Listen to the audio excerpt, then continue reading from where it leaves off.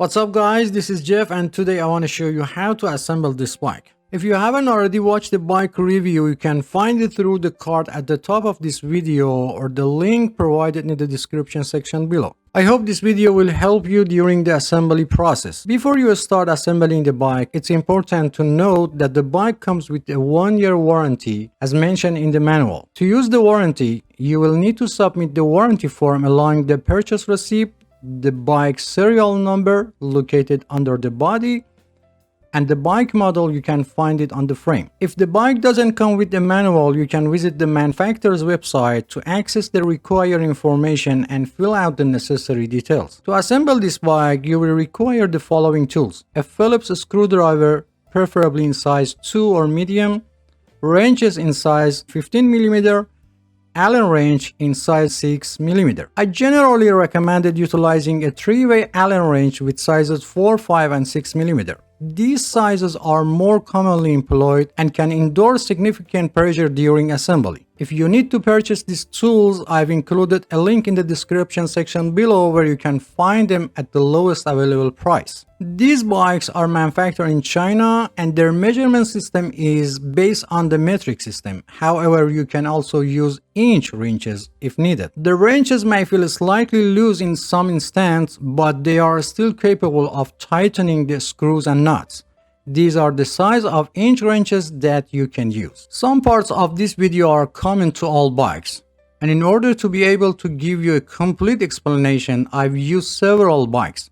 So don't be surprised if you see different bikes in some part of video. Okay, let's start.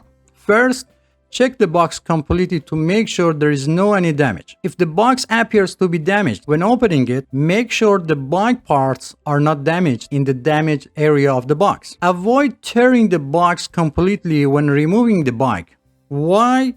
The reason for keeping the box is that the bike may have been damaged during shipping and you plan to return it to the store and you will need the box for return process. Before returning the product, you can contact manufacturer customer service and ask them to send you a damaged part free of charge. Each store consider a return time policy for itself. For example, eBay or Amazon, you have 13 days to return the product. Make sure they get the part to you before this date, otherwise return the product. To open the box, use a 1/2 inch deep cutter or knife and start by cutting the top and side of the box. Even you cut through the middle of the top, as long as your cutter blade dip stays within 1/2 inch, it won't affect the bike. After opening the box, visually inspect the internal components including the wheels, front fork, rear derailleur, and handlebar to make sure they are free of any damage. After making sure that the bike components are intact, you can take the bike out of the box and still avoid tearing the box. To safely remove the bike, it's recommended to bend your knees slightly and place the box vertically and start taking the bike out in a slow and controlled manner. Pay attention to your posture. Do not put in too much pressure on your back to avoid muscle cramp. After removing the bike from the box, do not forget to check the inside of the box completely and do not throw away until you finish assembling the bike. Many times it happened that a small screw or nut was still hidden inside the box, even under the flaps. For ease of assembly, remove all paper and plastic cover from the bike. However, be careful not to damage the paint on the body when removing them, as this may lead to rust over time. Also be sure to remove any remaining tape from the body, as it will change the bike paint over time. In the comments of my previous video, some have asked why I don't use a bike assembly tripod. Well, let me clarify that I assemble bike for regular folks, not experts, and I don't know what percentage of people have a bike tripod. Someone else suggested that I should install the bike seat and handlebar first, and then turn the bike upside down to install the front wheel. Dear friends, you have the freedom to choose any assembly method you prefer. There is no limitation. However, with your approach, you would need to readjust the seat and handlebar setting once the bike is returning to its upright position. I would appreciate your comments on this matter, as it would be helpful to determine which method is easier overall. Let's start to assemble training wheels. Remove the rear axle nut and washer if present. Place the metal part under the screw that has a protrusion toward the back and place the training wheel on the axle and then install the washer and head nut. And at the end of the bike assembly, readjust them if needed. Some people have asked about should the training wheels be in full contact with the ground or should there be a certain distance between the training wheels and the ground. Training wheels, also known as balance assist wheels, are designed to help children learn how to balance while riding a bike in the early stages. If the training wheels are set to completely touch the ground, children may not understand the concept of balance. On the other hand, if the wheels are too far off the ground, children will always think they are falling. The recommended clearance for each training wheel is approximately half a centimeter, or one wheel is in contact with the ground and the other wheel should be about 1.5 centimeter above the ground.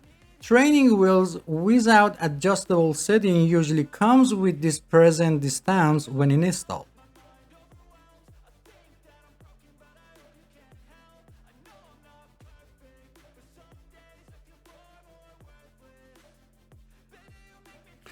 Place the fork in the correct direction according to the mark shown on it. Remove the cover on the head tube.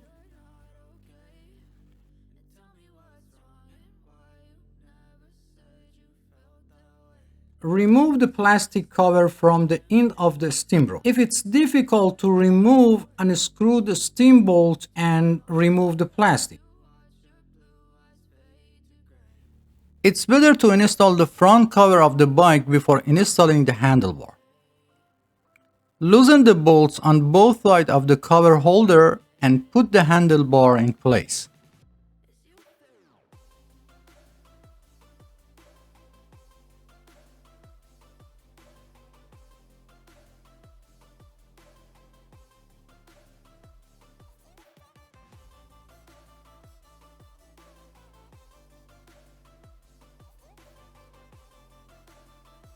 Tighten the bolt with a little pressure.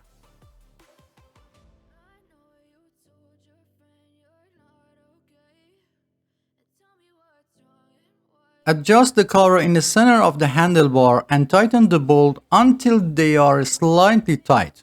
Be careful not to tighten them too much because it will break the retainer. Place your finger on the steam bolt and insert it into the head tube. If it doesn't fit, loosen the steam bolt a little and try it again. In rare cases, the hole may not align properly and prevent the rod from going in place. If this happens, use an iron file to slightly open the head tube. The height of the handle is adjusted. You can increase the height by half the length of the steam rod. Look for a specific mark or color on the bar to indicate the maximum height. For safety, the mark on the rod must be inside the tube. Remove the head nut and wheel retainer from both sides of the axle. If present, remove the plastic piece from end of the fork. Check the tire and if available, find a direction of rotation of the tire. Lift the bike frame and place the wheel axle in the fork. You will notice that the bike is stable. There is a hole at the end of the fork. Insert the wheel retainer into the hole and tighten the head nut by hand. In only a few limit models, only washers are used for the wheel retainers. Repeat the same process on the other side. Now align the wheel in the center of the fork and slightly tighten the head nut on the one side. Tighten the nut slightly on the other side and finally tighten the head nut on each side completely. And don't forget to check the alignment of the wheel during the process. Align the tire with the handlebar and tighten the screw on the stem to secure the handlebar in place. If the fork was bent and you couldn't put the tire in the fork, I made a video and I've put the link in the description section below how to fix it. Now adjust the training wheels and tighten the nuts.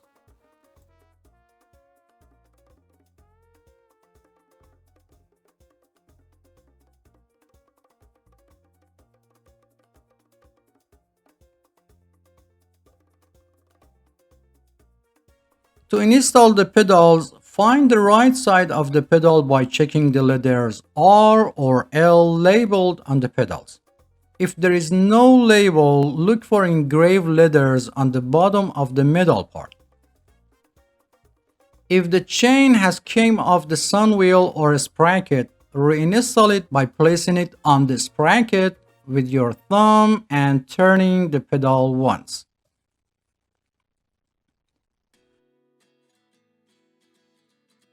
Install the pedal by hand only, without touching the threads and without using tools. Be careful to install the pedal vertically on the crank arm to avoid damage to the pedal and crank threads. For the left side, turn it counterclockwise, or easy way, turn it toward the front of the bike. After making sure the pedal is in the correct position, turn it a few times by hand, then while holding the rear wheel, use a 15mm wrench to tighten it. In rare cases when the pedal cannot be installed, first install the pedal on the other side. Sometimes the pedal may be labeled with the letter L, but both pedals are designed for the right side of the bike. If it's not installed on the opposite side, go back and install the pedal from the inside of the crank arm in the opposite direction to the rear of the bike. This is done when the pedal or crank threads is damaged. And reversing the installation direction will help rebuild the thread paths for proper installation. Also, if the pedal installed in this position, then you know you have selected the right pedal.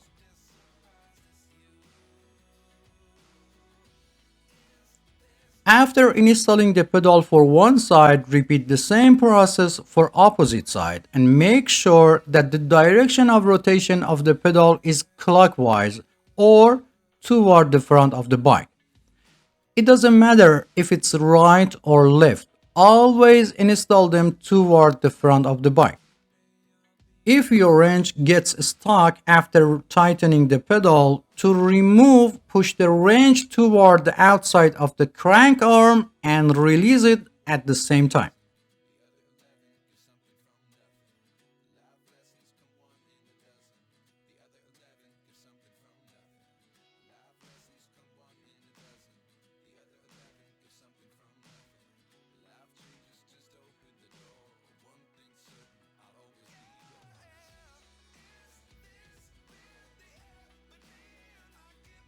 If the seat reflector is loose, use a Phillips screwdriver to tighten the reflector screw until it cannot move. Make sure the reflector is level and positioned correctly, and be sure not to over tighten the screw as it might break the reflector. I recommended installing the reflector close to the seat lock after adjusting the seat height. Note that I'm mounting the reflector close to the seat for minimal height. Open the quick release seat post lever and place the seat post in the desired position. While holding the quick release seat post nut with one hand, turn the quick release seat post lever a few times with the other hand until it feels tight. Close the quick release seat post lever regardless of height and direction of the seat and test the movement of the seat. If the seat still moves, open the quick release seat post lever. While holding the quick nut, rotate the lever one full turn and test again. Repeat this step until the seat stops moving. After the seat is secure, open the quick release seat post lever and adjust the height and direction of the seat and close the quick release seat post lever.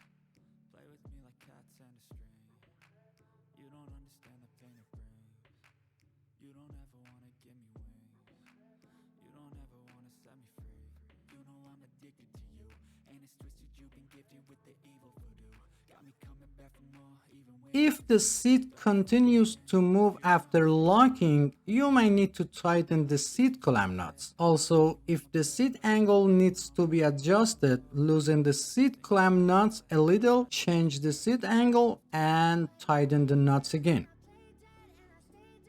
The height of the seat can be adjusted according to the two age group of people under 18 years old and people over 18 years old. It's important to keep in mind that the body continues to grow until about 18 to 25 of age and then growth slows down. For children under 14, it's recommended to buy a slightly larger bike to accommodate their future growth and choose the right size for people over 18 years old. It should be noted that the age alone is not a determining factor and body size and proportion are more important. Some people may be 10 years old but have the same body size as a 13 years old. For bikes with training wheels, it's enough for children's toes to touch the pedals and they can turn them. For bikes without training wheels, the seat height is considered appropriate if toes can touch the floor while sitting on the seat, or one foot should be firmly on the ground while the heel of the other foot is flat on the pedal, or one foot should be on the ground while the toes on the other foot are placed on the pedal and the foot is slightly bent. If for any reason the seat post falls into the seat tube, turn the bike upside down and gently tap the bike body to remove the seat post. Another solution to prevent the post from falling inside the seat tube is to install the seat post alone first and then attach the seat.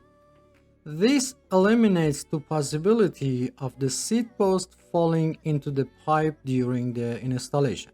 At the end, it's necessary to check the work done and make sure that all bolts and nuts are properly tightened. When inflating tires, some people inflate the tire to the amount of air indicated on the tire. However, it's important to note that the value displayed on the tire represents the maximum air pressure that the tire can withstand. For most bikes, the recommended air pressure is between 25 to 35 psi. In another way, after inflating to 20 psi, sit on the bike to check the tire pressure. If the tire is not fully inflated, increase the amount of the air. Remember, the weight of the cyclist determines the amount of the tire inflation. To inflate the tire, first remove the valve cap and then put the air pump head on it. Sometimes this is difficult because by pressing the tube valve, the valve goes inside. If the tire is slightly inflated, first deflate it completely. Press your thumb on the back of the valve and place the air pump head on it. Inflate the tire halfway and make sure the tire is still on the rim. If part of tire pops out, release some air pressure, put the pops out area back inside the rim and reinflate it again.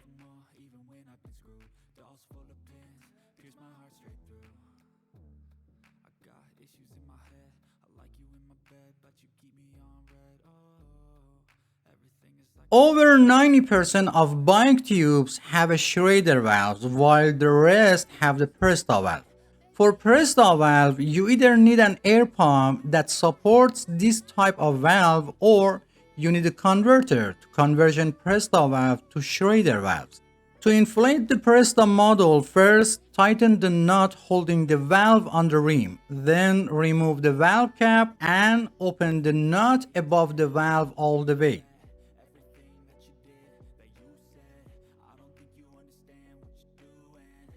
Install the converter on it and inflate it like Schrader valve.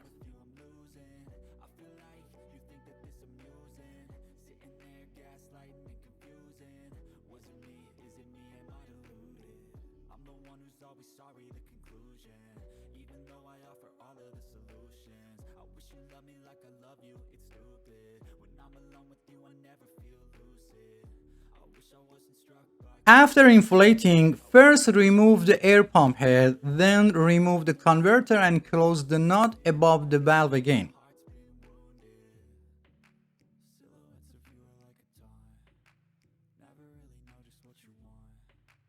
And finally, put the cap on the valve. If the nut holding the valve on the rim is loose, tighten it again.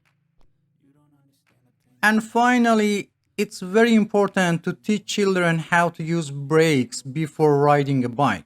Many accidents of children with trees or walls happen because they are not familiar with the braking system. So spend at least 10 minutes and teach them, and don't forget the helmet. If you have any question, please provide specific details or timestamp from the video so I can better understand your question and provide faster help. If you enjoy the content, please subscribe to the channel for support me and turn on all notifications to be the first to know about new videos. Feel free to visit other parts of the channel. Thanks for watching and don't forget to hit the like button. Until next video.